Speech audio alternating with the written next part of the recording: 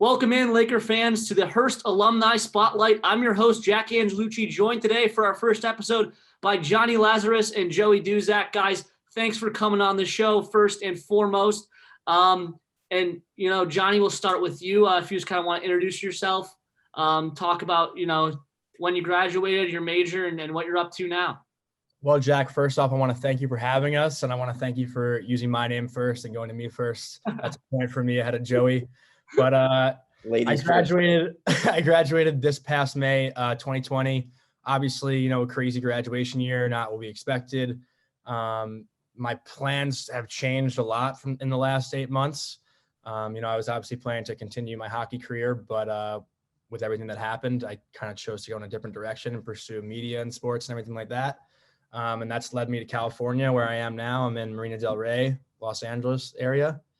And kind of just figuring it out. I'm working a little bit here and there. I'll get into that in a little bit. But I'm living on a couch right now with my friends. Lucky that they took me in and trying to live the California dream, I guess. And I'll hand it over to Joey with that and let him chirp me probably real quick. No. Yeah, thanks for having me. I was in the same grade as Laz. I actually got him to come to Mercyhurst, so you could thank me for continuing his hockey career, or else he would have been snipped and ended his career 4 years ago. But I graduated this past August because I had to take a semester off after I signed. I couldn't get into class right away for that fall semester, so I ended up graduating this summer. And now I'm just at home waiting for the season to start again, just working out and skating, not really doing much, trying to keep busy during these tough times, and that's about all.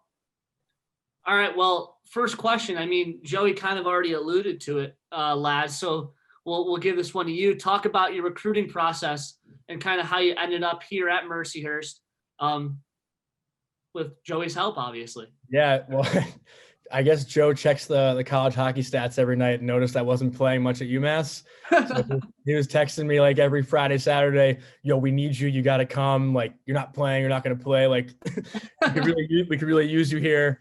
So, I mean, trusting my instinct and trusting Joe and having a good relationship with Coach Greg Gardner. I kind of went into the coaching office at UMass, and, kudos to them. They were always brutally honest with me. I asked them straight up, like, what's my future here? Like, am I going to get in the lineup? And they said, you'll be in every now and then if someone gets hurt, but you're not going to be an every night guy.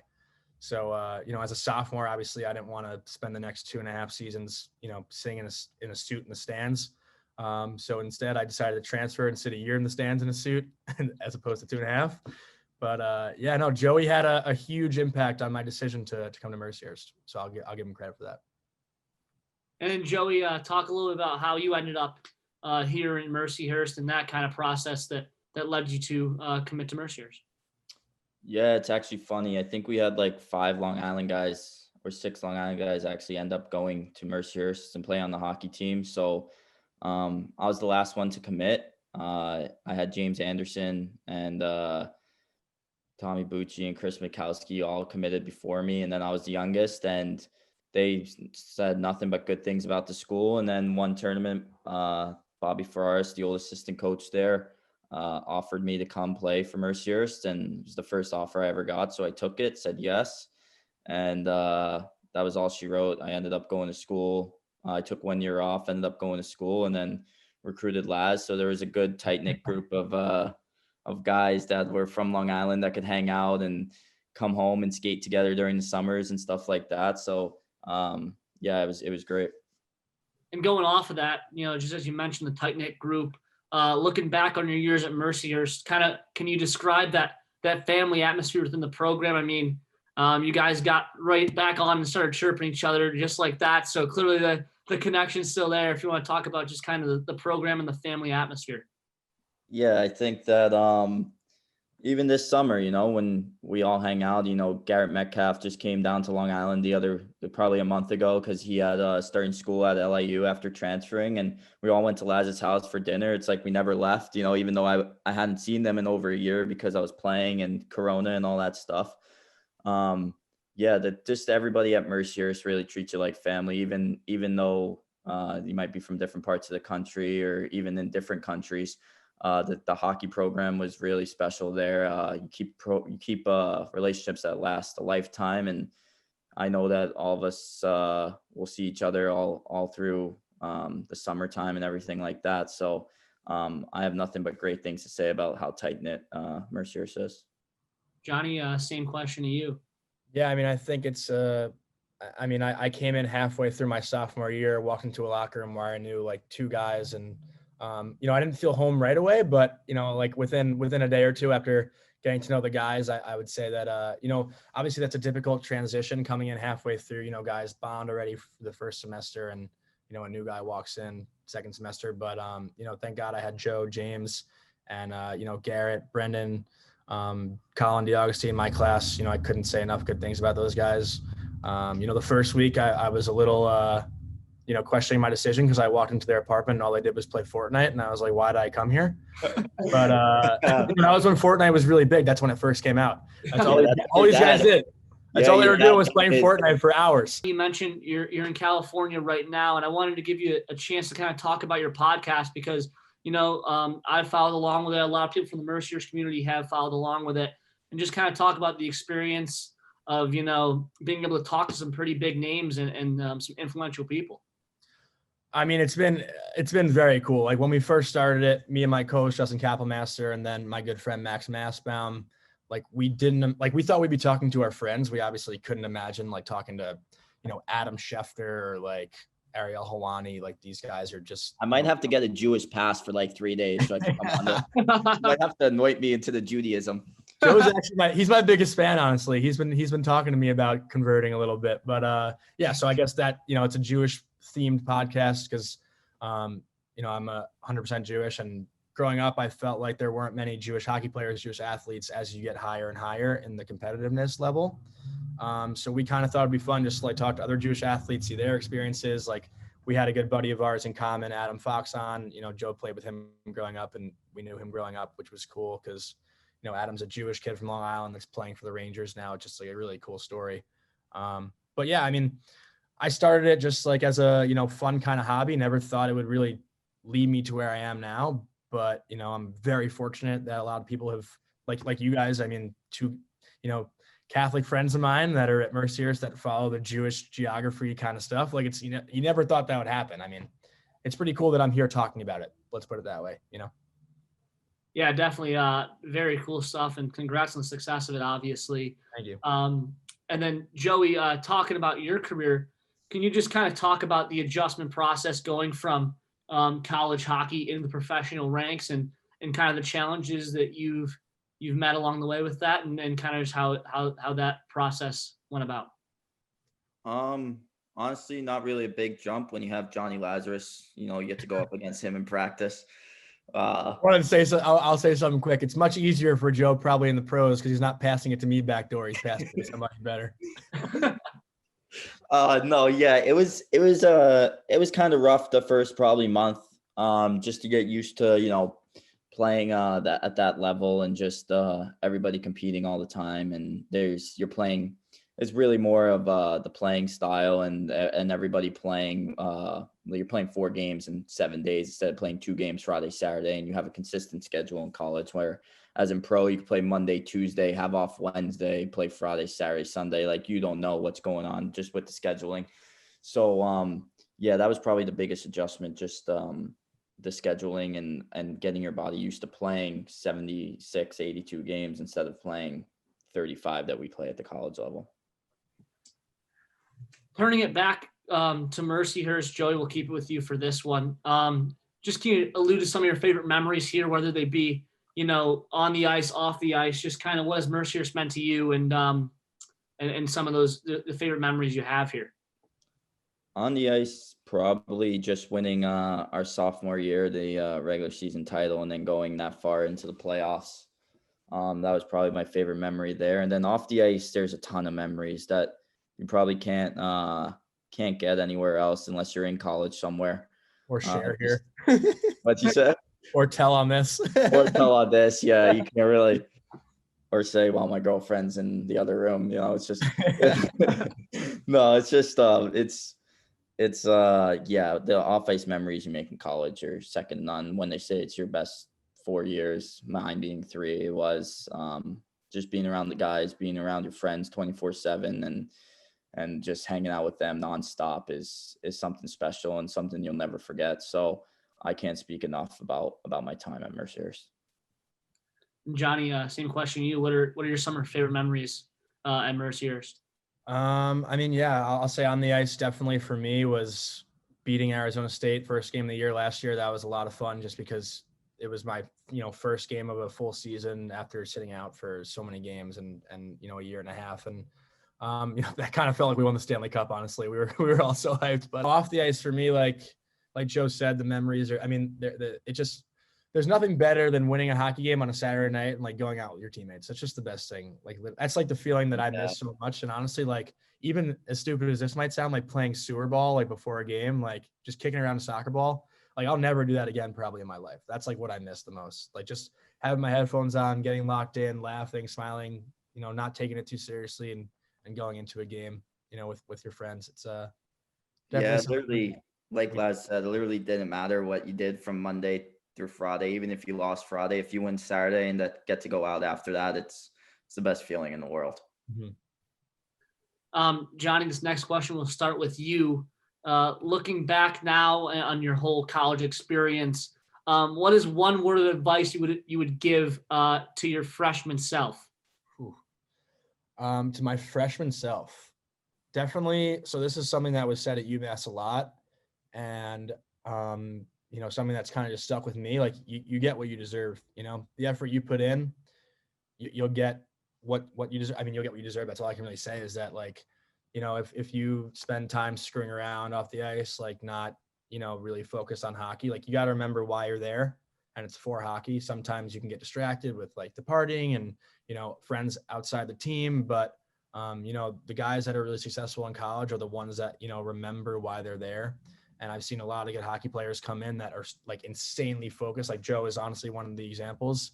I don't know many guys that worked as hard on the ice as Joe and put as much time into the game as Joe. And then, a couple other teammates that I've had. So I would say, as cliche as it sounds, like stay on the ice for an extra 15 minutes after practice, like really just do that extra stuff and it'll pay off.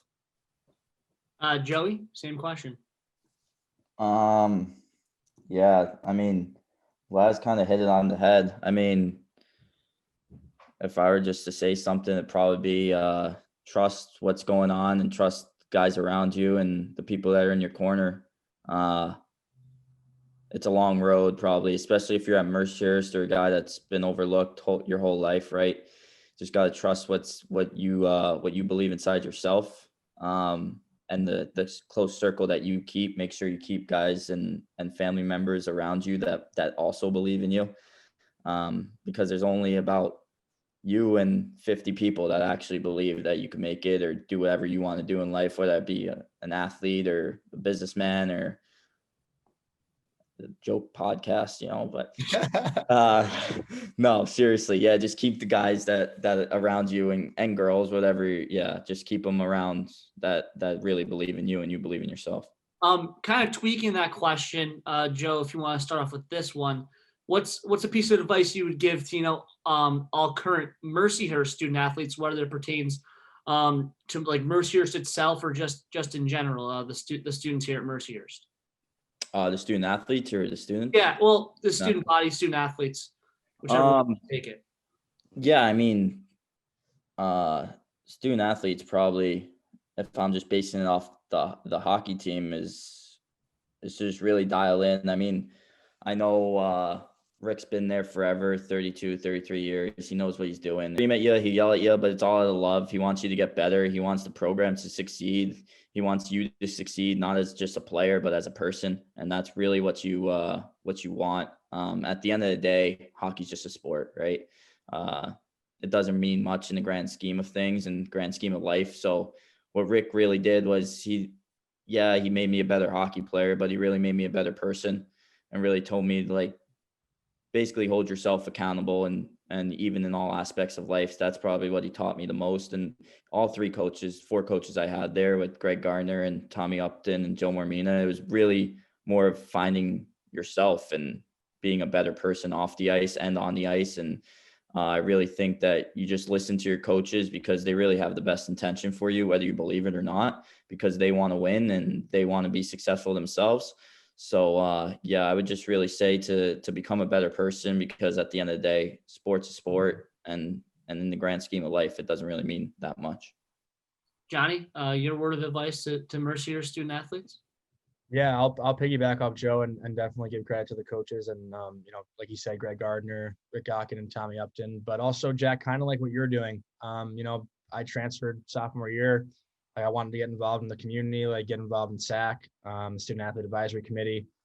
It's a very small school, but it can feel big if you really make the effort. Like for me, I've always like just loved feeling a part of, I guess for lack of a better term, like of the community and of the student body kind of.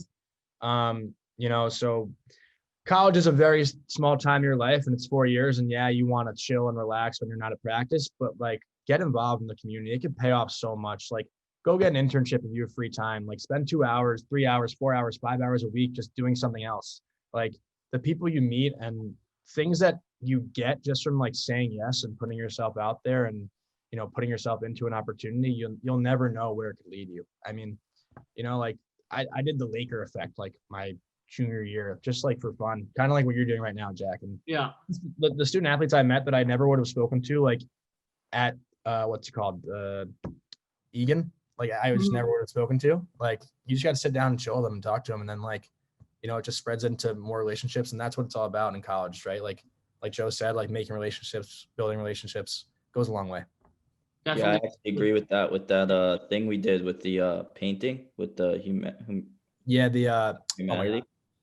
Habitat for Humanity. Humanity. Yeah, like that was one of the funnest times I had off the ice with the guys, just being able, like you have your Friday and Saturday in fall term or whatever it is when you first get to campus and you chilling with all the guys, and Sunday morning you wake up for this Habitat for Humanity and you don't want to go there because there, and it's like, I'm doing good for the community. I'm meeting people. I'm painting this, whatever it is that they have you, the assignment they have you doing that day. And it was actually really cool. Agree with both of what you guys had to say there. Last question before we let you guys go. Jonny, we'll start with you. Pretty broad question, so you can kind of take this however you want to, but how would you say Mercyhurst has prepared you for the rest of your life in the future? Obviously hasn't prepared them for how to wear a hat. Yeah, I'm living on a couch, so I mean, for me personally, like I had the experience of like the 25,000 student school that was pretty big and like rah, and then I had the small 4,000 student, whatever it is, at Mercyhurst. And for me, how it's prepared me was when I was at UMass, I was like using my friends to cheat in class and like all that stuff. Like you can get away with it at a big school, but at Mercyhurst, like I honestly became like more of a hands-on kind of better student. Not that I was the best student, but like you really had to know your teachers and you had to, put in that extra time, because like kind of what I said before, you get what you deserve, right? Like if you get involved, like that's the best thing about Mercyhurst for me was there wasn't so many people doing stuff that if you wanted something to get done, you kind of had to do it yourself. So that was really cool for me. And that's like just giving me a different perspective on like, don't be shy just because there's a job already. Like go in there and make the effort and create your own kind of thing. And that could, lead you to more. I mean, I'm kind of getting off topic. I feel like I kind of lost myself, but more so just Mercyhurst has prepared me because I wanted more for myself and I didn't rely on like other people and like the name UMass to help me. So, I guess I don't know where I'm going, but that's what I'm I got what you're saying. I got what you're saying. I got what you're saying. You got it. Yeah. I don't want to say anything that like might direct the other way. So I'm just gonna stop there. Took you about 800 words when it could took you 30, but like Michael Scott, right? Or what is it? Michael Scott's quote. It's like, sometimes I start a sentence and I have no idea where it's headed. Yeah, that's exactly what you just said. Yeah, Joey, same question to you before we go.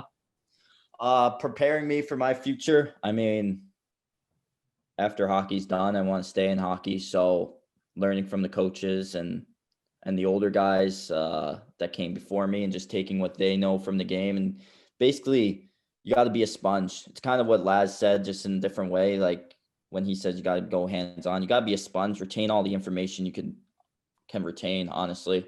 And sometimes it's from people you don't even expect, really. Like it might not be a hockey guy, but he might teach you something. It might be a baseball coach that tells you something about coaching that you could use 30 years from now, you know?